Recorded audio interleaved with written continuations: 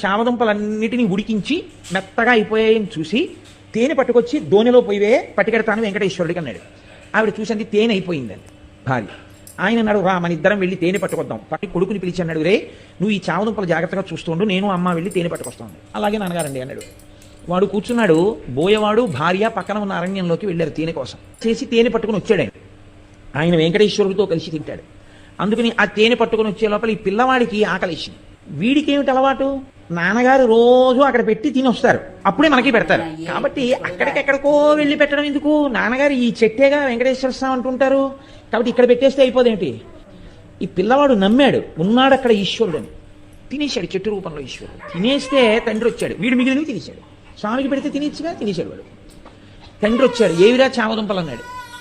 నాన్నగారండి ఈ చెట్టులోనేగా స్వామి ఉన్నారన్నారు, మీరు రమ్మన్నాను, ఆకలేసేస్తోంది స్వామి, ఉండలేను నాన్నగారు వచ్చే వరకు, నేను తినాలంటే